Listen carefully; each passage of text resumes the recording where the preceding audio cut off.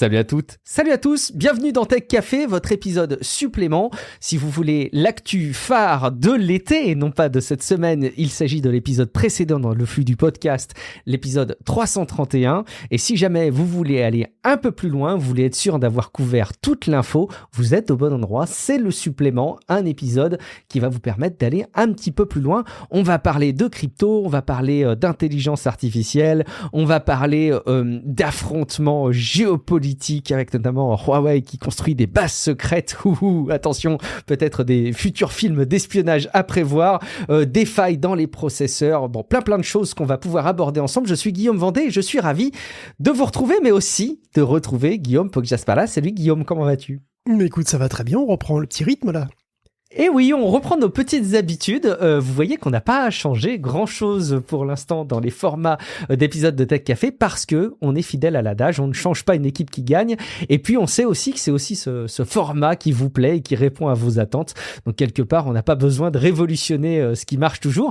Je vous rappelle néanmoins que Tech Café est un podcast complètement gratuit, mais vous pouvez nous soutenir et prendre part au projet en venant nous rémunérer sur patreon.com/techcafé. Ça fait partie de ces belles plateformes qui permettent vraiment des choses hyper concrètes dans la production de contenu. Vous vous abonnez tout simplement à une page et vous contribuez à la hauteur de quelques euros en échange du travail qui est fourni. Et donc, vous voyez, c'est complètement optionnel, mais vous avez la possibilité de venir profiter de cette plateforme. Et en contrepartie, vous avez les épisodes sans la pub et un chapitrage assez détaillé des épisodes, alors qui est fait par une intelligence artificielle, mais qui est assez bluffante parce que ça vous permet de retrouver à quel endroit de l'épisode on a parlé de tel ou tel sujet ou d'aller directement à à la partie incontournable de l'épisode. Écoute, sans autre forme de procès, Guillaume, je te propose qu'on attaque tout de suite dans les news que tu nous as concoctées pour ce supplément. Et effectivement, ça faisait quelques temps qu'on n'avait pas parlé de crypto-monnaie. Rappelez-vous, il y a de ça encore quelques petites années, c'était un sujet en vogue. Il y a 2 ans. Il était question peut-être d'une révolution dans la façon dont fonctionnait la finance dans le monde. Peut-être même on parlait de Web 3, de Web décentralisé. Bon, on est beaucoup revenu de tout ça. Et pour le coup, tu étais d'ailleurs toi-même assez critique et assez sur ta réserve sur les perspectives à long terme. Et alors, je ne peux pas m'empêcher, Guillaume, pour être hyper honnête avec toi, à chaque fois que je vois les news dans le domaine des cryptos et dans le monde du Web 3 défiler sous mes yeux dans ma veille, de repenser à toi et de repenser à toute la réserve dont tu pouvais témoigner. On reparle, Guillaume, pour commencer, de Sam Altman dans le domaine des cryptos. Bah, c'est vrai qu'il y a eu pas mal de news, effectivement, cet été sur le front des NFT en particulier. Et puis dernièrement, on a aussi eu droit à une polémique un petit peu sur WorldCoin et sur les orbes. Les orbes, une lubie de Sam Altman lui-même, qui était pas mal passé sous les radars finalement, jusqu'à récemment, quoi. Donc en WorldCoin, c'est une idée futuriste un peu étrange et surtout, c'est une initiative dont l'objectif semble avoir changé déjà au moins une fois, puisqu'au centre de tout ça, il y a toujours ces orbes. Les orbes, en fait, c'est des espèces de boules miroirs. Bon, qui sont en fait simplement des caméras qui photographient votre iris. Donc vous mettez votre tronche dedans, votre iris est scanné, et puis on en tire une signature cryptographique, et donc on calcule un hash, tout simplement à partir de l'image, et ce hash est stocké sur une blockchain. Donc on vous attribue ensuite une petite somme dans la crypto WorldCoin, laquelle était au début du projet en 2021, censée pouvoir être utilisée pour un revenu universel dans le monde entier. Donc adossé au système d'identification des orbes. Alors aujourd'hui, le côté revenu universel, on en est revenu, voilà, il a disparu, pour laisser sa place à une preuve d'humanité. Donc si votre signature est dans la blockchain, c'est que votre iris a été scanné et que donc vous avez un œil et que donc vous êtes probablement un humain. Dans un futur monde noyé sous le contenu génératif, faire la preuve que vous êtes un humain peut avoir une pertinence. D'un point de vue technique, et si ce que dit évidemment Tools for Humanity, qui gère le truc, est bien mis en œuvre, il n'y a pas de données personnelles stockées par WorldCoin. Parce que l'image de l'iris, elle est traitée en local, elle est hachée en local, dans les orbes, et après elle est éliminée complètement aussitôt. Donc la signature est stockée dans la blockchain, mais elle n'est jamais révélée à quiconque, puisque l'algorithme n'en a pas du tout besoin. Il n'a pas du tout besoin de sortir la clé, en fait, en clair, pour vérifier qu'elle est dans la chaîne. Donc aucune info, personne ne se balade. En théorie, c'est clean. En pratique, il est possible d'autoriser OpenAI à utiliser la photo de son iris pour la mettre dans un dataset d'entraînement pour d'autres modèles de deep learning de la marque. Donc ça reste anonyme, même si ça complique un petit peu les choses. Et puis bien sûr, en Europe, avec le RGPD, C'est toujours une question de savoir si tout ça est bien légal. Donc par exemple, est-ce que la signature crypto de votre iris c'est une donnée biométrique, une donnée personnelle? Plusieurs pays européens ont lancé des enquêtes sur tout ça, l'Allemagne et nous-mêmes avec la CNIL. Et au-delà, la question de la collecte et du stockage des données biométriques, voilà, c'est un problème. Il y a aussi le problème, un autre qui vient finalement de la blockchain, c'est que sur une blockchain, on ne peut rien effacer. Par nature, c'est pas fait pour ça. Or justement, le RGPD oblige à pouvoir éliminer ces données si on le désire.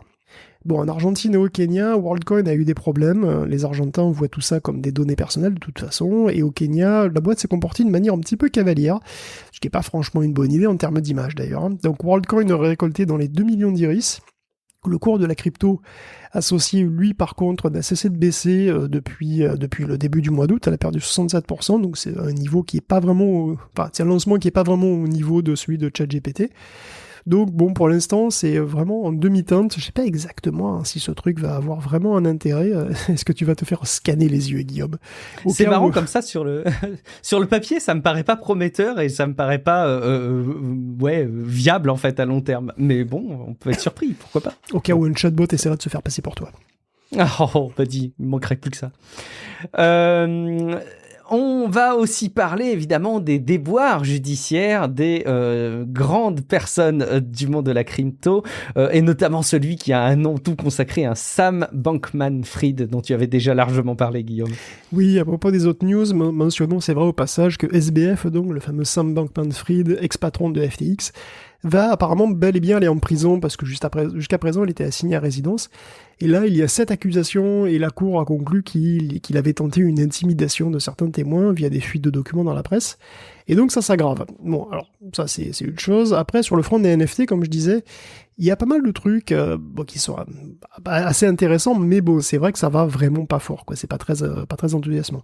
Alors déjà, il y a le marché s'est effondré. Bon, ça on en avait parlé un petit peu. Nifty, qui est une grosse plateforme de vente, va fermer. Et pourtant, elle avait quand même des partenariats avec des gros noms, quoi, qui tapent, comme Warner Bros. Elle avait des collections Game of Thrones, des collections Matrix. Bon, pas rien. C'est quand même pas rien, tu vois, et pourtant, bon, elle est morte. Alors, les jetons eux-mêmes restent, bien sûr, mais la plateforme qui gérait le tout ferme. Or, la question des plateformes est très importante. Décentralisation ou pas, c'est vraiment très important, et c'est parfaitement illustré avec la question des droits d'auteur, des royalties collectées sur les reventes de NFT.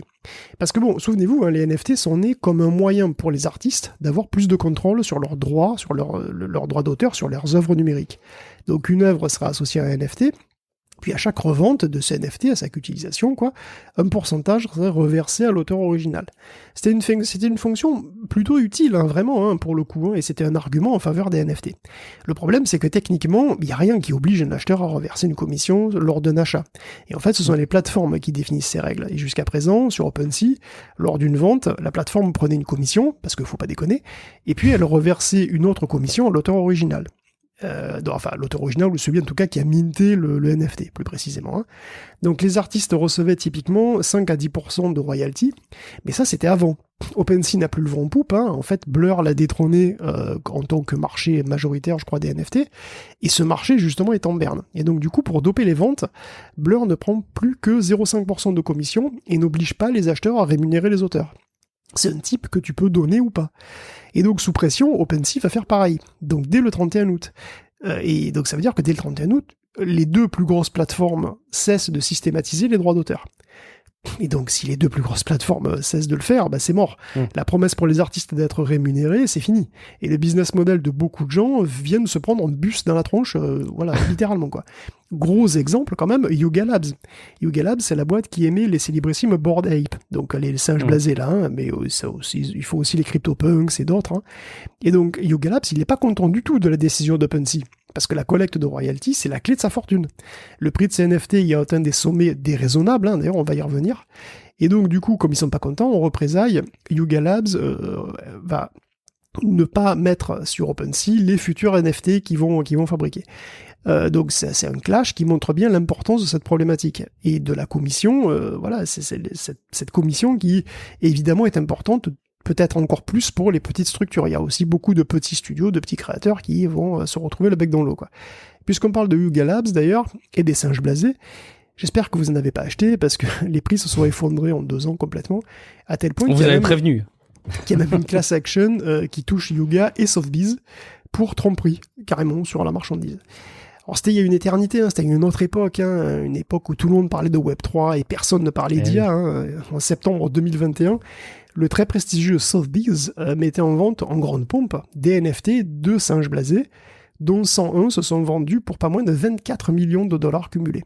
Donc ça fait un prix moyen de 240 000 dollars le dessin moche, et c'était bien au-dessus des attentes. Et à l'époque, Sotheby's avait présenté l'acheteur comme un collectionneur lambda. Or, c'était pas du tout un collectionneur lambda parce que c'était FTX derrière cet achat, donc une énorme bourse crypto à l'époque.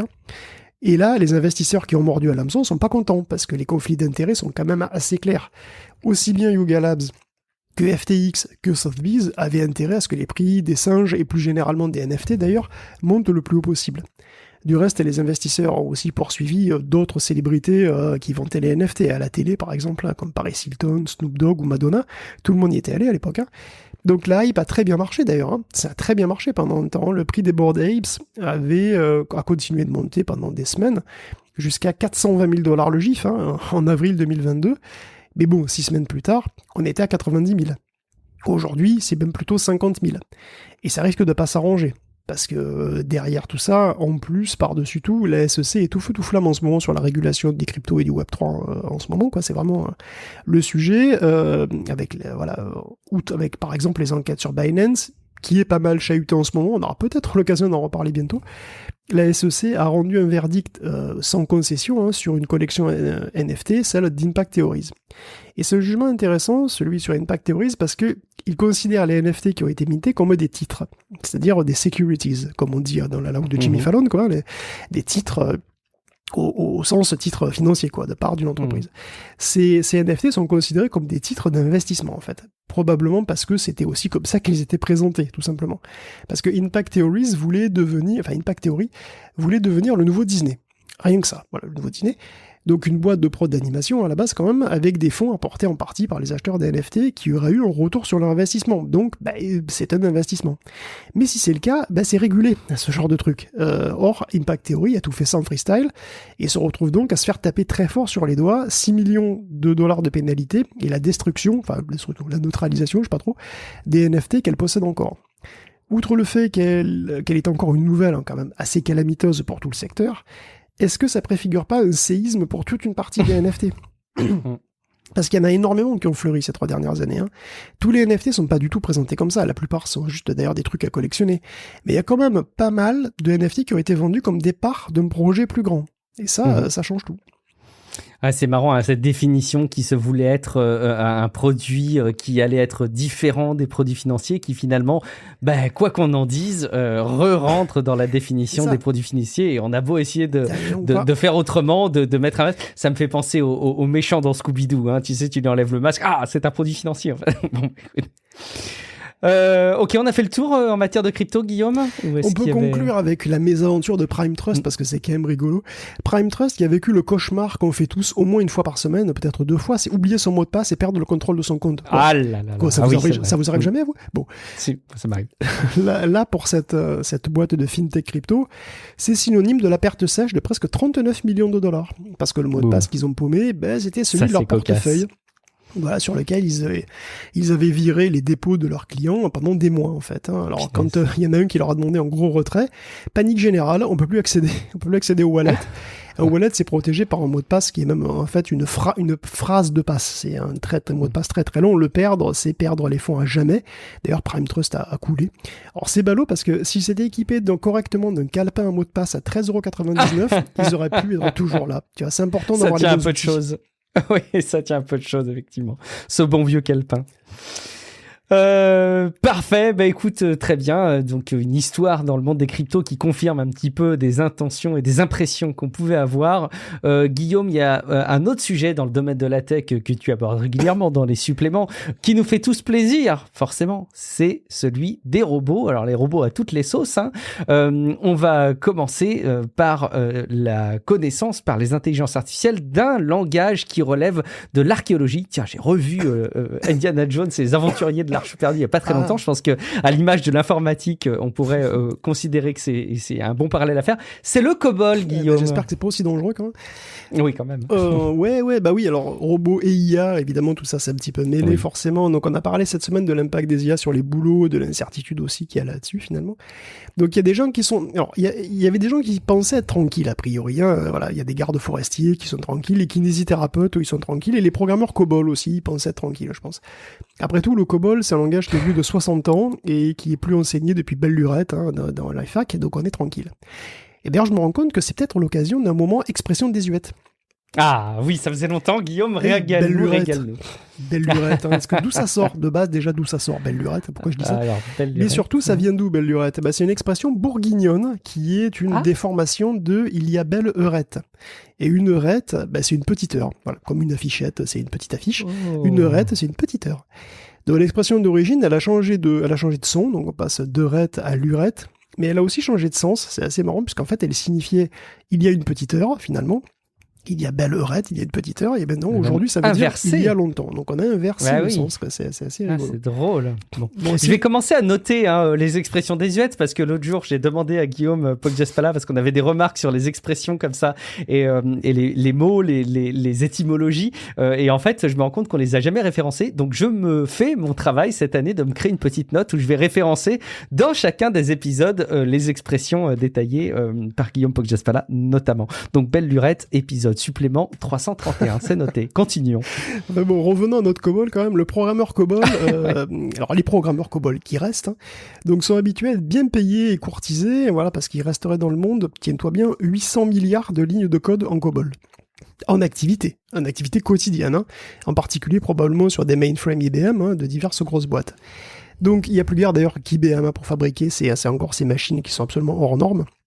Et il reste plus guère qu'une poignée de programmeurs pour maintenir du code COBOL ou pour le traduire en Java qui est beaucoup plus moderne et portable. Et bien justement, vraiment plus personne n'est à l'abri de l'IA parce qu'IBM vient de présenter Watsonix, qui est un modèle de langage pour le code, spécialisé dans le code professionnel, qui tourne sur des mainframes, donc dans ces fameuses machines Z, et le truc serait capable de traduire du COBOL en Java. Donc il pondrait du code orienté objet, qui serait toujours interopérable avec d'autres composants COBOL, et après avec toute la suite des services habituels sur Z.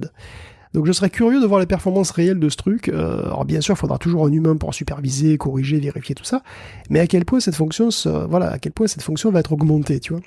Les programmeurs, c'était parmi les plus exposés aux IA dans à peu près tous les rapports.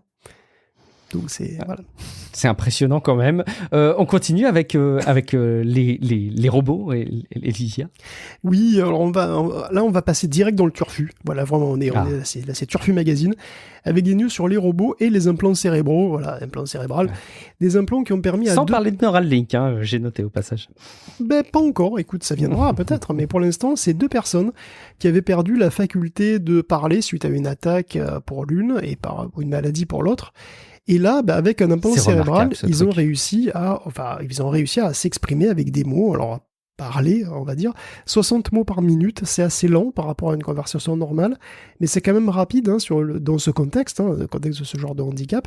Donc il y a une des études qui est frappante en plus parce que elle va aussi au-delà de l'expression verbale, puisqu'elle vise à recréer un avatar en 3D animé avec des expressions faciales, en plus de la reconstruction du langage tout seul. Donc en fait, l'implant de cette personne ne lit pas les pensées du patient, Ça capte les signaux qui contrôlent les mouvements des lèvres, les mouvements de la face finalement, et en particulier ceux des lèvres, de la langue, du menton, etc. Et il capte en fait suffisamment d'informations pour reconnaître que la patiente essaye de former un P, un D, un A, etc. Donc il y a des algos de machine learning qui décodent tous ces signaux et qui essayent d'assigner des lettres à ça. Et après il y a un modèle de langage qui essaye de comprendre quel mot ça peut faire, quelle phrase ça peut faire, pour accélérer les choses et corriger les erreurs.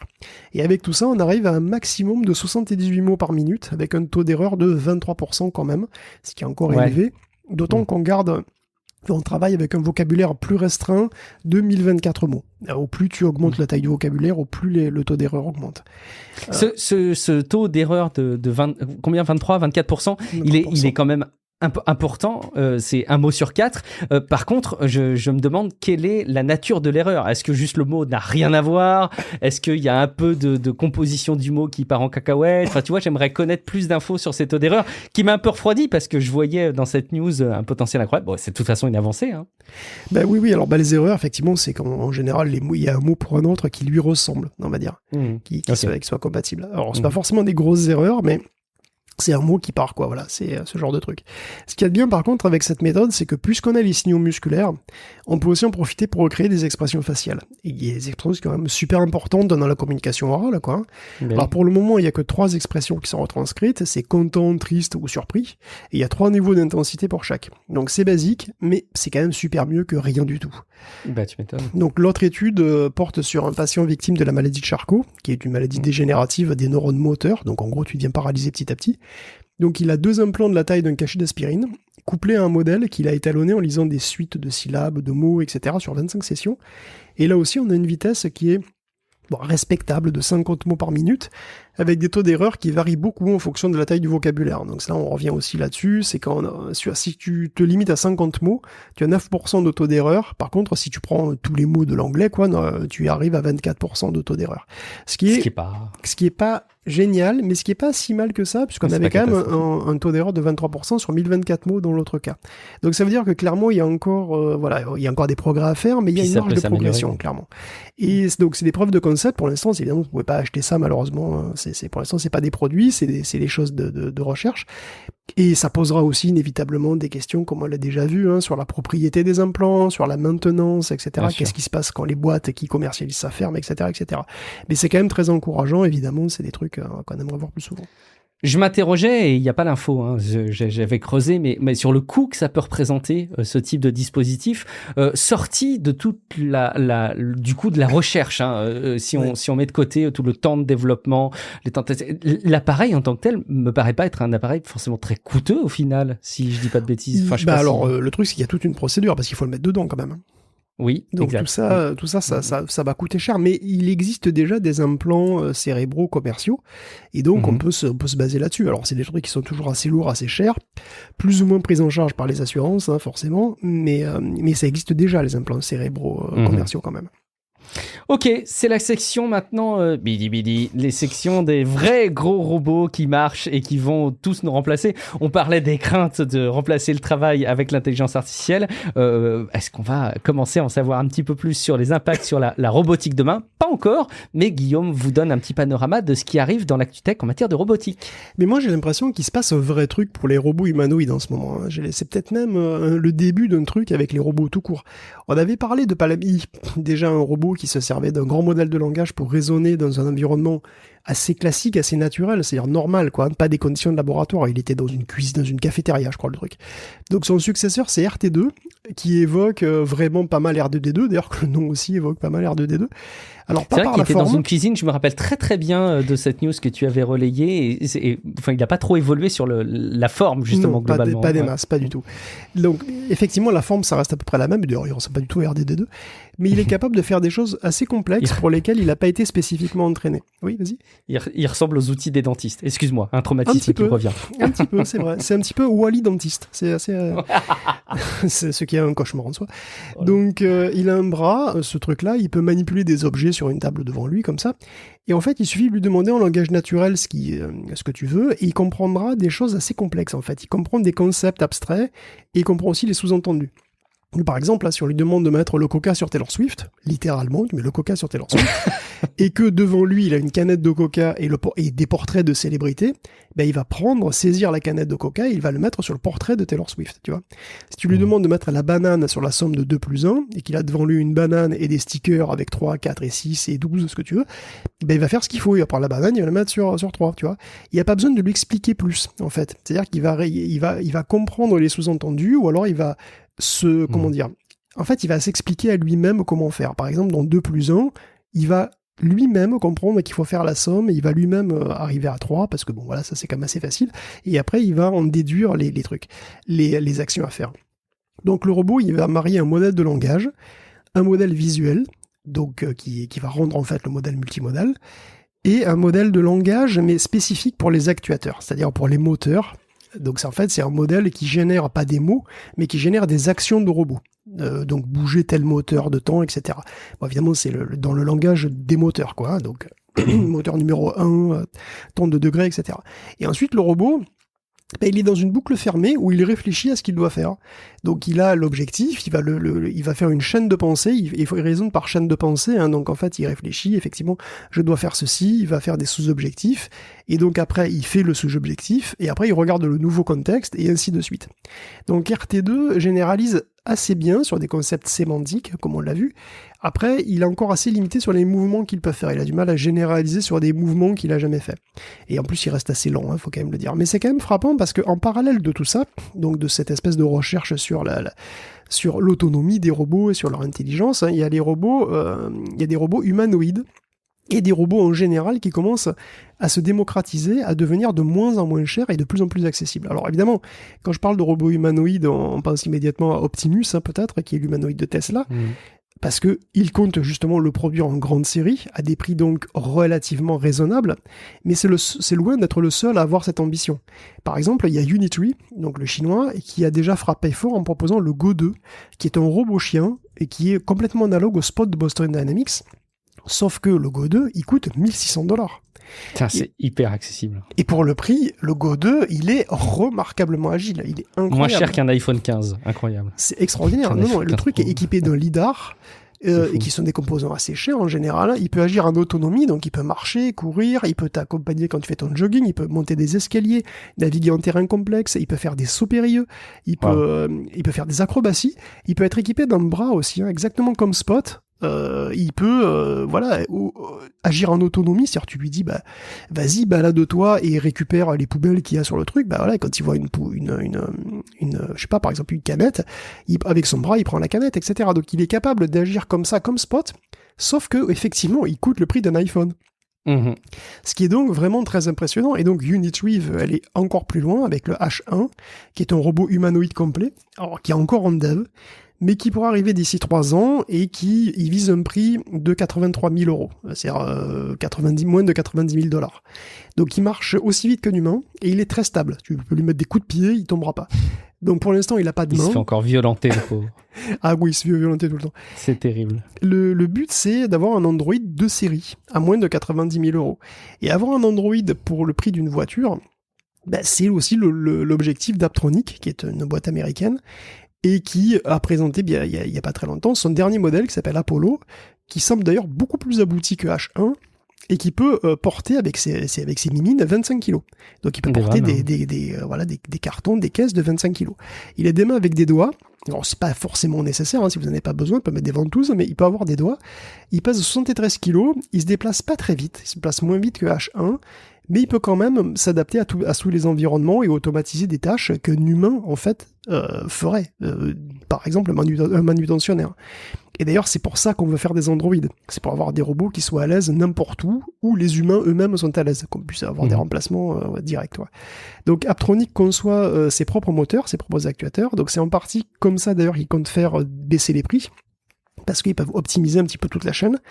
Ils ont une commercialisation qui est prévue pour fin 2024, et fin 2024, ça vient assez vite. Ouais, donc il semble très possible que pendant cette décennie, on ait une émergence de robots très très sophistiqués, très très accessibles, voire de robots humanoïdes qu'on puisse acheter en magasin comme des voitures, ou des petits amis robots relativement intelligents qu'on puisse acheter chez Darty, quoi. Et ça, c'est vraiment impressionnant. Et ça dessine un nouvel emploi qui va disparaître dans le temps, c'est celui d'écrivain d'œuvres de science-fiction, puisque du coup, je sais pas s'il y aura beaucoup de renouvellement possible, mais on aboutit en tout cas aux images de science-fiction qui ont été dessinées par le passé. Le H1 qui me donne décidément toujours envie de faire pipi, Guillaume, quand je le vois courir, comme le dit très bien les articles qui le montrent en vidéo. Désolé. Et enfin, une info qui pourrait soit passer pour cocasse, ou qui, au contraire, pourrait nous faire prendre du recul sur cette évolution autour de la robotique et autour des consciences robotisées et informatisées, ce sont ces Chinoises, Guillaume, qui sont en deuil parce qu'elles ont perdu leur petit copain. Oui, parce que qu'est-ce qui va être remplacé le plus rapidement ? C'est pas forcément les programmeurs, ni les secrétaires, ni rien, c'est les petits amis. Parce que voilà, les petits amis robots, ils sont déjà là. Bon, en fait, ça existe déjà, effectivement, il y a plein de services comme Replica qui font des chatbots de compagnie, je sais bien. Mais j'ai lu donc cette histoire de la compagnie qui proposait Him en Chine, donc Him, lui, en Chine. Donc c'est une start-up chinoise qui montre peut-être à quel point on n'est pas prêt pour ce futur bourré de super chatbots et d'IA et de tout comme ça. Parce que Him, en fait, c'était un service assez basique finalement, assez simple, avec justement très peu d'IA dedans. Elle proposait à des femmes, bon, en majorité, puisque c'était des compagnons virtuels hommes, donc c'est la majorité des femmes, en tout cas c'est celles qui témoignent sur le site. Et donc, c'était un compagnon virtuel qui envoyait des messages textes et vocaux, et elle pouvait choisir la voix, la photo, et puis, c'est presque tout. En fait, les messages étaient écrits à la main par une armée de scribes. Il n'y avait même pas de GPT ou de la main en mode romantique, là-dessus. En fait, il n'y a que la voix qui était produite par un algorithme de deep learning. C'était la spécialisation, d'ailleurs, de la startup par ailleurs. Et malgré ça, le fait que les mêmes messages étaient envoyés pour tout le monde, il y a des femmes qui témoignent de l'affection, vraiment, qu'elles ont développée pour l'avatar, des liens qu'elles ont eu avec, et du sentiment de perte, voire de deuil, presque, qui les a saisis quand Him est parti en faillite. Parce que le service était absolument pas rentable. Donc il a rapidement été à court de liquidité, et il est mort. C'est même d'ailleurs les mots utilisés par deux ex-utilisatrices. Donc l'engouement que ce truc a eu, aussi basique qu'il a été, est quand même un peu inquiétant. Imagine un chat GPT super bien customisé qui retienne des années de conversation avec toi, avec lequel tu pourras finalement avoir un vécu, évoquer des souvenirs, littéralement. Imagine qu'il te parle en plus vraiment avec un visage qui s'anime naturellement. On a vu que maintenant les IA pouvaient animer des visages très bien. Des trucs qui puissent rire à tes blagues et qui t'en racontent d'autres. Voilà, tout ça, c'est pour demain, c'est même presque pour aujourd'hui. Et imagine qu'il soit dans un robot chien. Ce serait génial. Bon, moi, personnellement, ce que j'aimerais, en fait, c'est un robot raton laveur. En fait, ce que j'aimerais, c'est Rocket. Merde, c'est nouveau, ça. Ouais, moi, j'aimerais Rocket, en fait. Ok.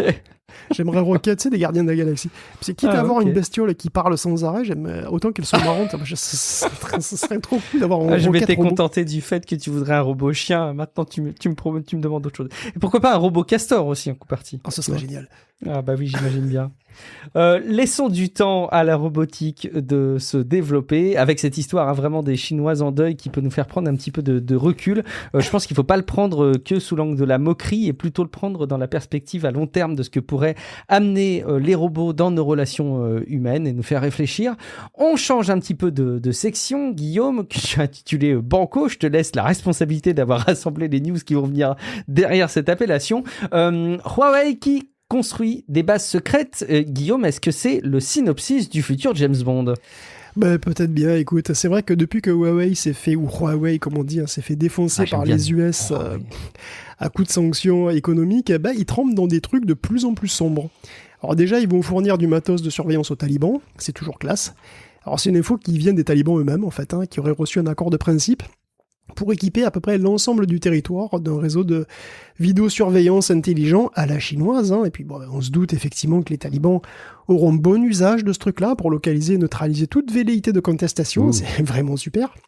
Et puis par ailleurs, il paraîtrait même qu'il serait en train de se créer, donc Huawei, un réseau industriel plus ou moins secret en Chine. C'est la Semiconductor Industry Association qui aurait eu vent d'un beau paquet de subventions pas loin de 30 milliards de dollars reçus par Huawei avec les compliments du gouvernement chinois. De même, il aurait acquis 2 usines et il en construira 3 de plus. Donc Bloomberg avance que ça permettrait à Huawei d'avoir une capacité de production occulte qui lui permettrait à lui et aussi à d'autres firmes blacklistées par les Américains de fabriquer quand même des processeurs et de vendre quand même des trucs. Donc on n'en sait pas plus. L'intéressé forcément dit rien du tout. Pas plus d'ailleurs que l'association des semi-conducteurs qui minimise, qui affirme ne réunir que des informations déjà publiques. Alors avec la guerre économique US-Chine, on n'est jamais au bout de nos surprises. D'ailleurs encore aujourd'hui, j'ai vu passer que Thierry Gu, ou Thierry Go, je sais pas exactement comment ça se prononce, mais en tout cas c'est le PDG de Foxconn, qui va se présenter aux élections présidentielles de Taïwan. Eh ouais, incroyable, un PDG qui se présente à la présidentielle. Un tel mélange entre pouvoir financier et politique est surprenant quand même vu de France, n'est-ce pas ? C'est du jamais vu, c'est du incroyable, inédit absolu. On n'a jamais vu ça dans aucun pays, Guillaume. Voyez. Quoi qu'il en soit, son argument massu, c'est qu'il pense être capable d'apaiser les tensions avec la Chine lui élu, il promet 50 ans de paix avec son gros voisin psychorigide. Donc il fait partie d'une mouvance politique qui est plus sinophile, on va dire. Et alors, est-ce qu'il a une chance d'être élu? C'est peu probable. Mais par contre, il rebat complètement les cartes de la politique locale. Donc il fout le gros bazar dans le paysage politique du pays déjà. Et donc, voilà, je sais pas trop ce que ça va donner, mais bon, c'est marrant. Grosse surprise. Eh ben écoute, j'aime les surprises en tout cas. Suivons-les de près. En attendant, tu vas nous parler un petit peu de Intel. Alors, toujours chahuté, Intel sur le plan financier, Guillaume. Écoute, on va parler de semi-conducteurs et de pognon, tout à fait. Alors Intel a publié des résultats financiers qui, ce trimestre, ne sont pas atroces, puisqu'il redevient rentable, avec même 1,5 milliard de bénéfices nets. Son chiffre d'affaires est même légèrement meilleur qu'escompté, et du coup son action a bondi de 7% dans la foulée. Donc en gros, les opérations de coupe franche un petit peu partout dans la boîte, qui ont été très douloureuses, ont financièrement au moins été efficaces apparemment. Le chiffre d'affaires reste nettement en deçà de ce qu'il était l'an dernier quand même, à la même période, donc on ne s'enflamme pas. D'ailleurs, Pat Gelsinger, anticipe encore des périodes difficiles avec une grosse concurrence sur à peu près tout, puisque la mode est au plus Nvidia pour l'IA et que AMD continue de bien performer sur le secteur serveur. Mais bon, au moins, les résultats sont meilleurs que ceux de Samsung, qui sont, comme il s'y attendait, totalement désastreux. À peine 520 millions de dollars de bénéfices, soit 95% de moins qu'il y a un an. C'est aussi pire que le trimestre dernier, et pour les mêmes raisons, donc on va jeter un voile pudique là-dessus, et on va continuer cette rubrique financière pour parler un petit peu du succès insolent et exaspérant de Nvidia, parce que lui, ça va, je crois qu'il n'y a pas de problème. Tout le monde s'arrache ses puces, même ceux qui n'y ont pas droit. Bon, enfin, les résultats sont incroyables. Jensen Huang, d'ailleurs, a quitté sa piscine de champagne pour aller signer un chèque de 25 milliards de dollars afin de racheter je ne sais combien de ses propres actions. Le second trimestre est historique pour Nvidia, 13,5 milliards de chiffre d'affaires, 6,2 milliards de bénéfices nets, ça va. Surtout que c'est 10 fois mieux que l'an passé à la même période. Tout ça parce que tout le monde s'arrache cet Tensor Core. Et Nvidia est convaincu que c'est pas juste ce trimestre, il anticipe 16 milliards de chiffre d'affaires pour le prochain. Et effectivement, il se permet de racheter ses actions alors qu'elles sont déjà très chères. Parce qu'il est persuadé qu'elles vont encore monter, tout simplement. Et les boîtes chinoises comme ByteDance, Alibaba ou Tencent ont commandé pour 1 milliard de dollars de A800, alors même que ce sont des puces bridées, des puces presque au rabais, qui ont été bridées exprès pour le marché chinois, pour pas qu'ils nuisent trop à la concurrence américaine. Et ça, c'est juste cette année. Pour 2024, le carnet de commandes est déjà rempli à hauteur de 4 milliards de dollars de ces mêmes puces A800. Donc Nvidia est sur un nuage. Il se prépare un avenir radieux en plus avec ses GH200, donc c'est les nouvelles puces qu'il a dévoilées au SIGGRAPH 2023 cet été. Donc le GH200, c'est le successeur du GH100, effectivement, le GH100 actuel. Donc GH, c'est pour Grace Hopper, qui désigne respectivement le processeur, Grace, et l'accélérateur graphique /IA qui s'appelle Hopper. Et donc c'est lui le super GPU Pro qui est utilisé pour faire tourner un petit peu tous les GPT du monde. Donc Grace, c'est un gros GPU ARM, donc c'est du Neoverse. Et Hopper, pour faire très simple, c'est une sorte de super RTX 4000. Et donc, c'est comme ça dans le GH100, et c'est aussi exactement pareil dans le GH200. Donc, quel intérêt ? Eh bien, le GH200 fera sans doute quand même date, parce qu'il augmente énormément la quantité de RAM disponible. Et la mémoire, c'est le nerf de la guerre du deep learning.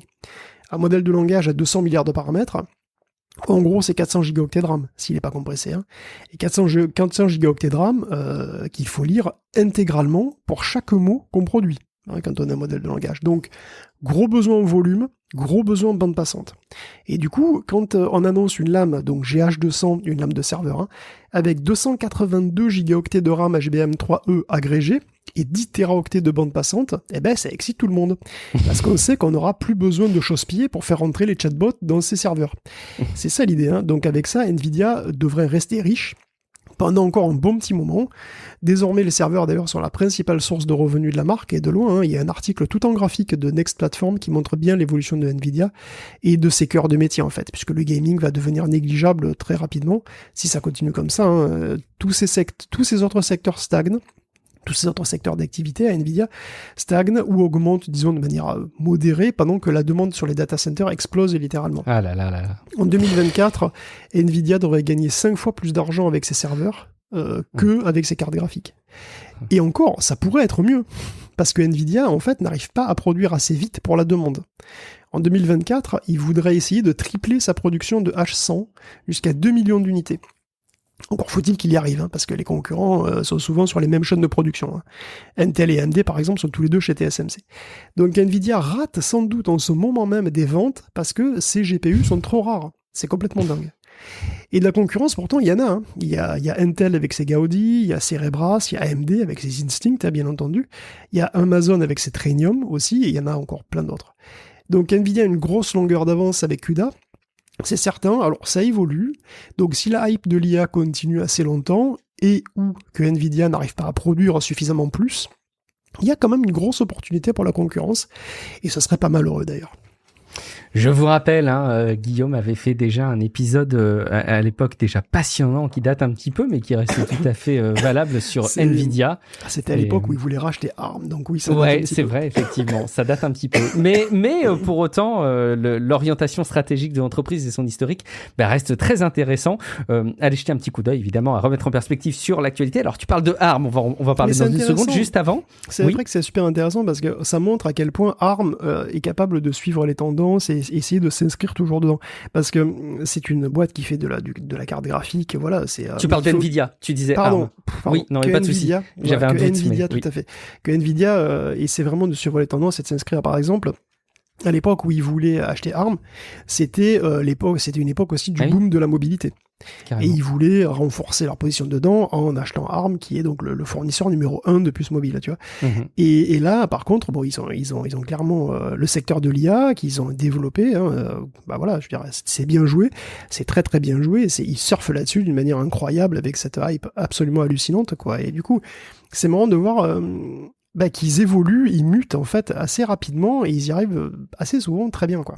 C'est signe souvent de boîtes qui sont bien dirigées stratégiquement, et quelque chose me dit que dans quelques années ça va continuer à nous surprendre, et bravo, tant mieux à eux. Alors justement, ça tombe bien puisqu'on parlait du rachat de ARM avorté évidemment par Nvidia. On va en parler dans une seconde. Juste avant, on va parler un petit peu des processeurs avec les chouchous de Guillaume, les RISC-V, et aussi tu voudrais nous parler de Qualcomm qui voudrait carrément récupérer ces bêtes à poil qui nous sont si chères et que tu aimes tant, Guillaume, les Llama, pour les mettre carrément dans son moteur. Dis-nous tout. Et oui, on parlait de Llama encore cette semaine pour illustrer l'importance que pourraient avoir ces petits modèles, donc ces petits modèles de langage et ces petites IA, de conversation que Meta a mis en libre accès. Cette lignée de modèles bientôt pourrait se retrouver dans tous les téléphones en fait, et il suffit de regarder l'annonce de Qualcomm de juillet dernier, puisqu'il lance une coopération avec Meta pour accélérer le fonctionnement de Llama 2 sur mobile. Alors de fait, il est déjà possible d'exécuter Llama 2 sur un téléphone Android grâce à Llama CPP. Néanmoins, une version ultra optimisée sera un gros plus pour la rapidité d'une part, et puis aussi pour la consommation probablement. Donc Qualcomm veut utiliser ses propres accélérateurs et son propre SDK pour avoir une sorte de chat GPT de poche en local. Et même peut-être une IA qui pourrait être appelée pour être utilisée par toutes les fonctions du téléphone, pourquoi pas, tu vois, pour l'assistance, pour le texte, pour les rendez-vous, pour tout en fait. Et c'est sans doute vers là qu'on se dirige, je pense, vers des IA qui auront toutes les tailles et qui seront un petit peu partout pour tout faire et qui seront exécutées en grande partie en local et en partie dans le cloud. Et bon, effectivement, tu en parlais, puisqu'on y est, mentionnons aussi que Qualcomm s'est associé à NXP, Infineon, Nordic Semiconductor et Bosch pour créer une joint venture, donc une co-entreprise qui est orientée vers le développement de processeurs de performance en RISC-V, effectivement. De plus en plus de gens sont intéressés par RISC-V, et d'autant plus que ARM va rentrer en bourse et que ça va avoir très bientôt des impacts très concrets probablement sur les royalties que tout le monde va devoir lui payer, et entre autres, il va y avoir sans doute beaucoup de changements. Et du coup, bon, effectivement, RISC-V en devient d'autant plus intéressante, et je pense que cette joint venture le démontre aussi pas mal. Magnifique. On continuera à suivre le sujet. Et puis alors, pour le coup, chose promise, chose due, on parlait de ARM qui lance son IPO, Guillaume. Et oui, ça y est, les papiers sont publics. ARM va faire son Initial Public Offering, donc son IPO, comme on dit, et l'objectif clair de SoftBank, son propriétaire, c'est d'avoir une valorisation autour des 60 milliards de dollars. D'ailleurs, Masayoshi Son a utilisé son fonds d'investissement Vision Fund, qui est adossé à des fonds saoudiens d'ailleurs, pour racheter 25% des parts de ARM, ce qui valorise du coup exactement la boîte à 64 milliards. Un bon montant pour SoftBank, puisque c'est le double du prix où il l'a acheté en 2017. Donc il a acheté à 32 milliards de plus-value, c'est pas mal et ça effacera une partie des paris calamiteux du Vision Fund, parce que quand même Vision Fund il a investi un max dans WeWork et FTX, quel flair. Donc voilà, SoftBank d'ailleurs lui-même est pas non plus au meilleur de sa forme, hein, puisque voilà il affiche encore des pertes ce trimestre. Hein. Mais la question reste quand même, ARM vaut-il autant? Alors, pour le Financial Times, non. En fait, il place plutôt autour de 30 milliards. C'est-à-dire en gros le même prix qu'il y a 7 ans. Pardon. Et la raison principale, c'est que ARM n'a aucun produit orienté IA, j'ai l'impression, hein, parce que voilà, aucun produit IA vraiment séduisant à proposer. La hype, c'est plus le mobile. Bah oui. Et oui, la hype n'est plus dans le mobile. C'est une boîte, ARM, c'est une boîte qui est ultra orientée mobile. Et le mobile, effectivement, a moins le vent en poupe ces derniers temps. Alors, depuis peu, ils ont effectivement une ligne ethos d'accélérateur, voilà, pour le deep learning, d'accélérateur de l'inférence en mobilité, hein. Mais c'est pas énorme. Et surtout, c'est utilisé par personne, en fait. Apple, par exemple, utilise une licence ARM, c'est vrai, mais il crée ses propres designs de puces, et surtout, il a ses propres NPU. Même chose pour Google, d'ailleurs, qui a ses Tensor Core, ses processeurs Tensor, pardon, ou pour Qualcomm, qui a lui-même, d'ailleurs, ses accélérateurs.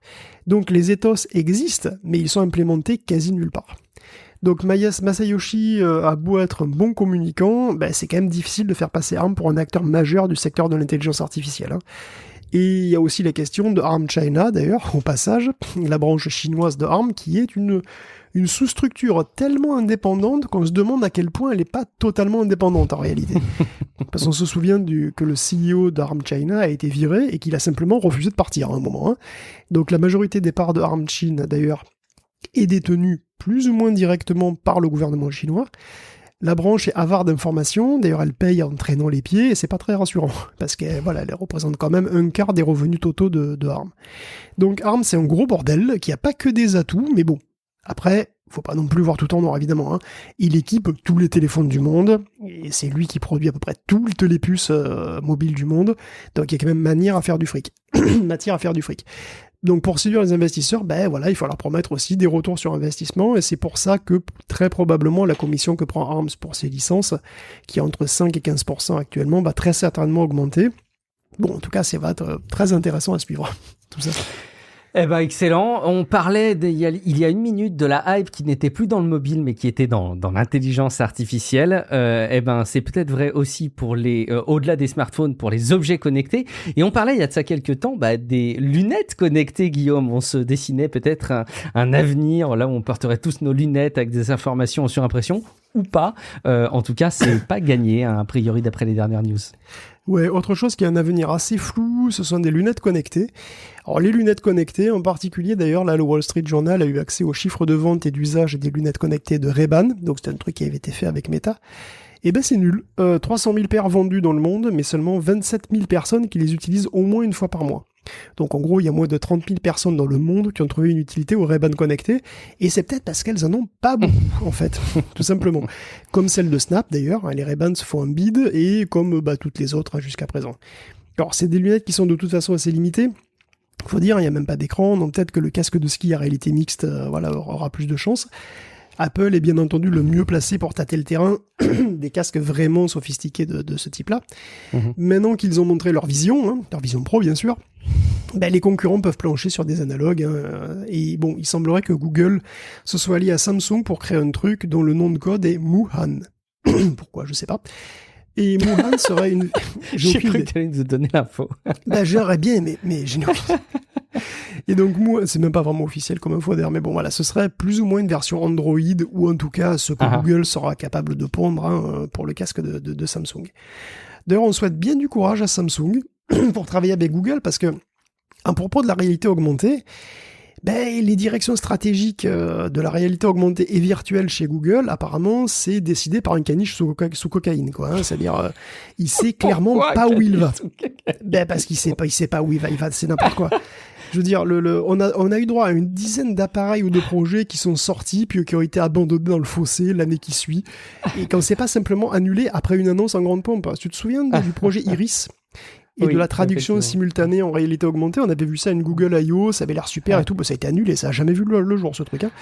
Donc ils ont récemment acheté des boîtes comme North, donc qui faisaient des lunettes à réalité augmentée, enfin des lunettes smart glasses quoi si tu veux. Ils ont racheté aussi Raxium, qui faisait du micro LED, donc des tout petits écrans. Et après, qu'est-ce qu'ils ont fait ? Ils ont abandonné leur hardware et ils ont dit non mais nous maintenant on fait plus que du logiciel. Ok, bon super. Donc je sais pas du tout ce que ça va donner. Alors probablement Samsung lui tient à avoir un produit en face du Vision Pro, donc il va se passer quelque chose. Enfin c'est vrai que c'est un peu zarbal le truc de chez Google. Hein. Ouais, effectivement, tu m'étonnes. C'est vrai que c'est un petit peu nawak. Excellent. On continue avec un autre sujet qui a rythmé un petit peu l'été. C'est plein de failles, mais des failles du coup de sécurité, même matérielles, Guillaume. Vous les avez probablement vu passer. Il y a eu Downfall, Zenbleed, Inception. Donc ça a été aussi l'été des failles processeurs parce que toutes ces failles, comme leurs ancêtres, Meltdown et Spectre, sont des failles hardware. Donc elles touchent le CPU. Matériel. Donc Zenbleed, par exemple, concerne tous les CPU Zen 2, et ça fait quand même du monde, parce que c'est les Ryzen 3000, 4000, 5000 et certains 7000.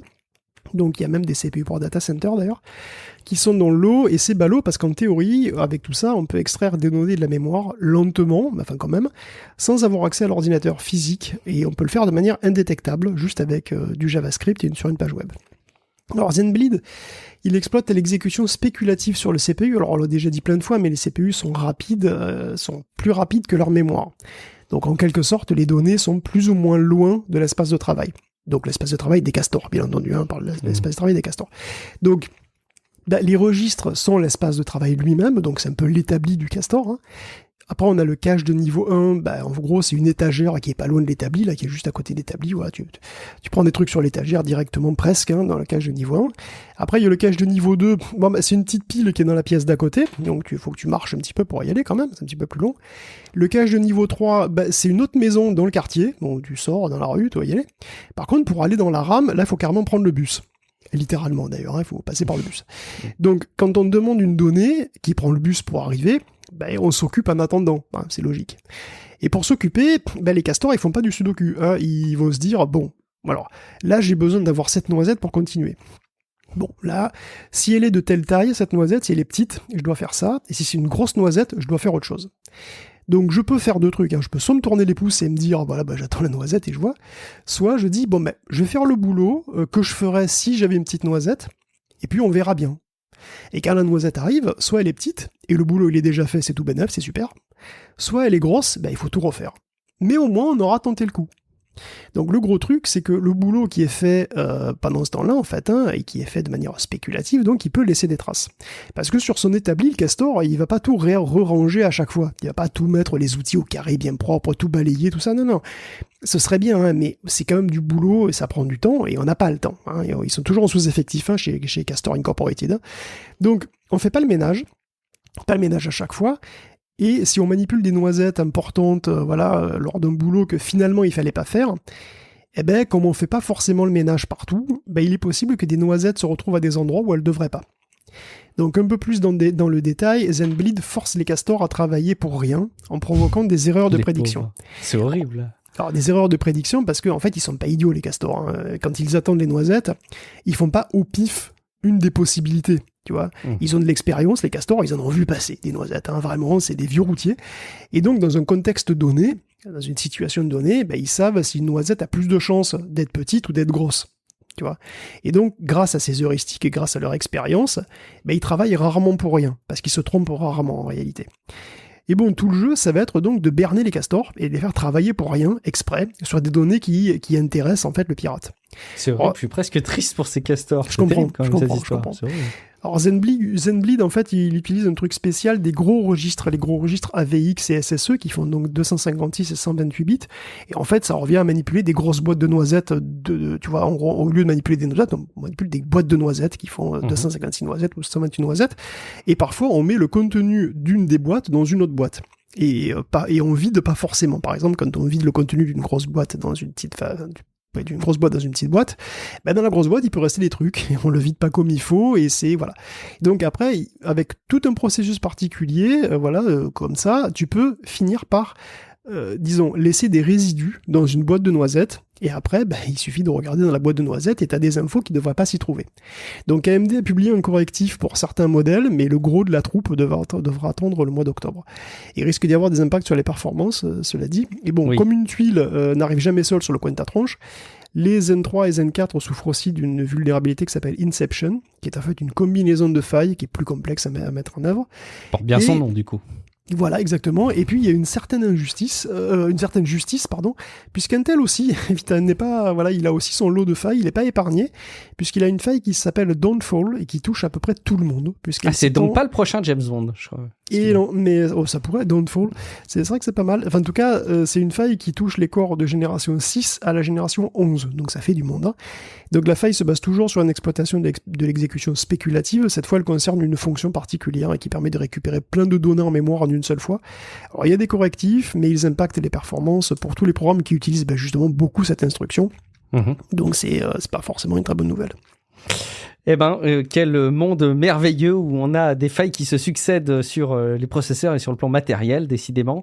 C'est pas gagné. Et puis alors, en plus, même les SSD ne sont pas épargnés, Guillaume, parce que, alors, le propre d'un SSD, c'est quand même de garder l'info que tu lui donnes. Eh ben, il semblerait qu'il s'efface tout seul maintenant. Ouais, je vais commencer à avoir peur. Il y a SanDisk et Western Digital, donc qui est le propriétaire de SanDisk en réalité, qui a un gros problème d'image de marque en ce moment parce qu'ils ont un gros souci de fiabilité dans les gammes SanDisk Extreme et les My Passport, chez Western Digital en l'occurrence.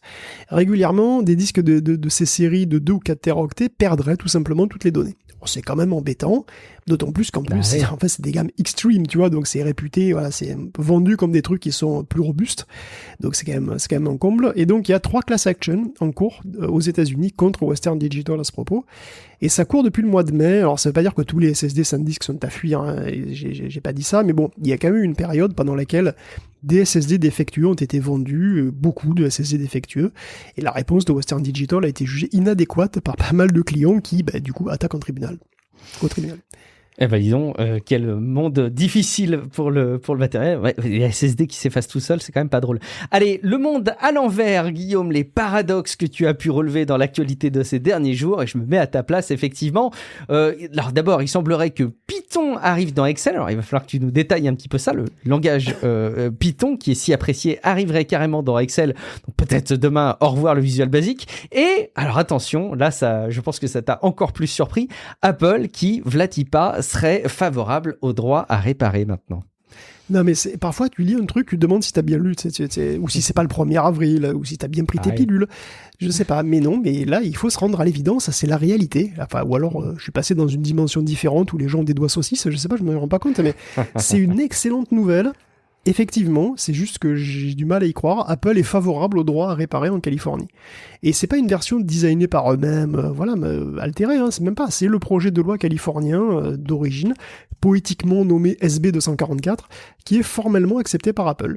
Donc la législation exigerait que les fabricants mettent à la disposition des propriétaires de produits des centres d'entretien et de réparation et des concessionnaires de services dans des conditions équitables et raisonnables, et aussi des moyens pour effectuer les diagnostics, l'entretien ou la réparation du produit. En fait, les fabricants doivent mettre à disposition du public les mêmes outils de diagnostic, les mêmes pièces que ceux qu'ils mettent à disposition de leurs propres réparateurs agréés. Il y avait une petite orientation déjà de la part d'Apple de mettre à disposition du contenu pour réparer, mais ça restait timide. Oui, et puis traditionnellement, ils ont quand même pas mal fait de lobby contre ce genre de truc. Et donc, écoute, il y a rien de plus à dire, c'est super cool. Voilà, tant mieux, c'est cool, magnifique. J'avais su que Guillaume applaudirait à une démarche de Apple, j'aurais attendu la 11e saison. Quand même. Et ce qui est aussi cool, toute proportion gardée, c'est vrai, c'est que Python, effectivement, arrive dans Excel. Alors ça aussi, c'était assez improbable. Et pourtant, désormais, Excel va inclure une petite distribution Anaconda qui permettra non seulement d'exécuter du Python de base dans Excel, mais aussi des trucs mathématiques assez avancés qui sont issus des packages NumPy, Scikit, etc. Et comme c'est un petit peu la porte ouverte à toutes les fenêtres, parce que Python, c'est vraiment un langage qui peut tout faire, hein, donc il n'est pas du tout prévu pour fonctionner dans un tableur, et que donc potentiellement ça pourrait poser des soucis de sécurité, apparemment le code s'exécutera dans le cloud de Microsoft. Donc c'est une fonction qui, en tout cas dans un premier temps, sera réservée aux insiders de Microsoft 365. Mais effectivement, vu la puissance de Python, et probablement sa versatilité, sa puissance par rapport au truc a été intégré à Excel, je pense que ça peut changer la vie de pas mal de monde, ce genre de truc. Et on en a parlé un petit peu dans le serveur Discord. Il y a eu des petits échanges à ce sujet. Excellent. Bon, oui, plutôt. C'est toujours très positif. On reparle, c'était enthousiaste en tout cas, on reparle un petit peu de C-Hub, Guillaume, qui avait fait le feu de l'actualité à travers du blocage dont il avait fait l'objet.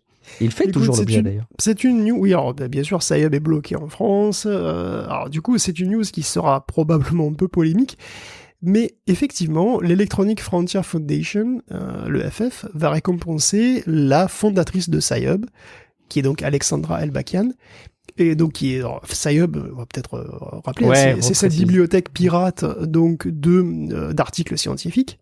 Donc en fait, C-Hub permet d'accéder gratuitement à une masse incroyable d'articles scientifiques, d'articles universitaires et de livres aussi d'ailleurs, mais toujours à vocation scientifique et universitaire. Et C-Hub, si tu veux, c'est un petit peu la BU du monde, la bibliothèque universitaire du monde, gratos. Et effectivement, c'est pas du goût des éditeurs, des grands éditeurs scientifiques, bien entendu, et c'est totalement illégal. Néanmoins, ça a été récompensé par l'Electronic Frontier Foundation parce que ça apporte la connaissance à énormément de gens qui n'y ont pas accès, faute de moyens, tout simplement. Et d'ailleurs, Alexandra Elbakian elle-même est kazakh, et quand elle était étudiante au Kazakhstan, elle n'avait pas accès à certains articles scientifiques, parce que son université, elle n'avait pas les moyens d'être abonnée au périodique. Et c'est à ce moment-là qu'elle a eu l'idée de C-Hub, et du coup, depuis 2011, elle s'efforce de créer la bibliothèque universitaire du monde, et de rendre disponible, de donner à disposition la connaissance scientifique gratuitement à tout le monde, et en particulier à ceux qui n'ont pas les moyens de se la payer. Et c'est ça qui a été récompensé par le FF. J'applaudis personnellement, même si je sais que, bien entendu, les éditeurs sont pas d'accord et que c'est effectivement totalement illégal. Mais qu'est-ce que tu veux que je te dise ? Le site a contribué à sauver des vies.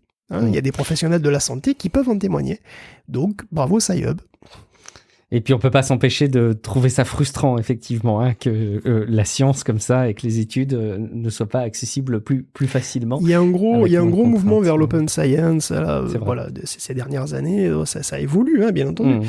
Mais bon, en quelque sorte C-Hub c'est de l'open science. Et il y a aussi des gros sous derrière tout ça évidemment. On ne peut pas terminer un épisode si on peut tout à fait, on l'a jamais fait ou en tout cas c'est pas systématique. Mais en tout cas pourquoi pas finalement souligner le plus gros changement de nom de l'entreprise de la tech après Twitter, bien entendu, Guillaume, c'est MindGeek. Ouais, un changement de nom, mais tout le monde change de nom en ce moment. C'est pénible. On n'a qu'à changer de nom aussi. On va changer de prénom, tiens, Guillaume. Est-ce que ça te tente ? Ça dépend. On prend quoi ? William. C'est la version anglaise de Guillaume. Bon, enfin, en tout cas, MindGeek, lui, effectivement, change de nom. Il s'est fait racheter par un fonds d'investissement. D'ailleurs, donc lui aussi s'est fait racheter en réalité, comme Twitter. Et effectivement, les nouveaux proprios vont rebaptiser MindGeek AYLO. A-Y-L-O. Ce qui ne veut strictement rien dire, et c'est complètement voulu d'ailleurs apparemment. Il n'y a aucune référence geek, bien entendu. Évidemment, c'est impossible de savoir que c'est un empire du porno derrière. Et donc, le repreneur de MindGeek s'appelle Solomon Friedman, qui est d'ailleurs un personnage assez incroyable, très haut en couleur, puisqu'il a été rabbin, avocat, il fait du tir sportif. Il veut une plateforme... Oui, tout à fait. C'est tout à fait vrai. Il l'a racheté via un fonds d'investissement canadien. Et donc, il veut une plateforme éthique. Il dit partout qu'il veut une plateforme éthique, du porno éthique, et qu'il ne veut pas de mineurs sur la plateforme, tout ça. Bon, par contre, je ne sais pas comment il va s'y prendre, parce qu'évidemment, il est aussi contre la loi française. MindGeek et Pornhub a des relations compliquées avec les États américains qui, justement, veulent implémenter la vérification de l'identité. Donc, tout ça est un gros bordel. Donc, pourquoi il change de nom ? Alors après, pourquoi il change de nom ? Je peux toujours vous sortir la réponse bullshit corporate officielle qui marque le truc. Un truc sur le nouveau départ et l'engagement renouvelé pour l'innovation et mon cul sur la commode. Bon, évidemment. Mais enfin, bon.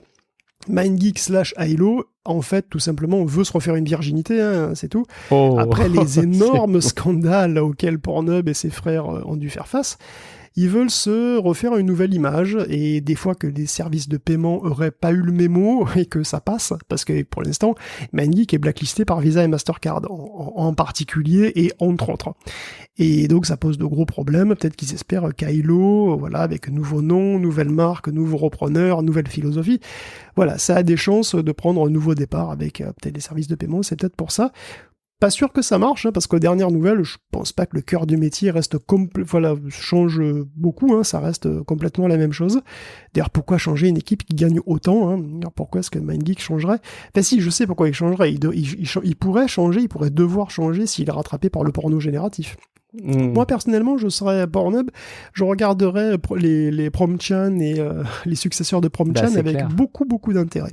Ouais, tu m'étonnes. Et on en profite pour jeter un regard curieux vers les entreprises qui s'appellent déjà Ailo. Alors, il y a Ailo.fr au passage, qui est un site qui, je pense, est aux antipodes de MindGeek, qui est un site de papeterie complètement mignon et complètement déconnecté de tout mauvais fondement. Et puis, il y a Ailo Voyage. Est-ce que tu connais Ailo Voyage, une agence pour des séminaires uniques? Eh bien, nul doute, à mon avis, que les séminaires uniques créez votre événement d'entreprise. Écoute, j'ai hâte de savoir quels seront les événements d'entreprise qui seront organisés par Ailo Voyage. Bon voilà, c'est les hasards évidemment des marques qui sont déposées dans des classes juridiques différentes, mais dans le cas de MindGeek et du porno, ça ne pardonne pas. Merci beaucoup Guillaume pour ta revue complète de l'actualité tech au travers de l'épisode hebdo dans un premier temps, mais aussi au travers de ce supplément pour lequel vous aurez pu avoir un aperçu des sujets qui sont pas forcément toujours traités dans l'actu tech généraliste, celle que vous avez l'habitude de l'avoir passée, idéal pour combler vos moments morts dans la journée et le rendre le plus utile et le plus constructif pour votre veille. Merci donc beaucoup Guillaume pour cette préparation. Est-ce que tu peux nous rappeler à cette occasion où on peut te retrouver? Ah écoute, est-ce que je le fais? Est-ce que je mets toutes mes économies dans des actions Nvidia? Eh ben moi je pense que c'est, alors toutes c'est peut-être beaucoup risqué, mais j'ai l'impression que c'est le conseil placement de cet épisode. J'ai l'impression, de toute façon c'est toujours mieux que des NFT de singe. Ah ben voilà, bon alors si on compare ça aux NFT de singe, effectivement je pense que n'importe quel achat en actions sonnantes et trébuchantes sera... je déconne, ceci n'est pas un conseil d'investissement, je ne veux pas, je veux pas d'emmerder avec ça. Oui, j'imagine les mails incendiaires quand Nvidia se sera peut-être cassé la gueule. On n'est pas de cette trempe. Merci Guillaume, je suis Guillaume Vendée, vous me retrouvez sur guillaumevendée.fr et puis dans quelques jours maintenant pour un prochain épisode de podcast. Ciao à toutes et à tous. Ciao à tous.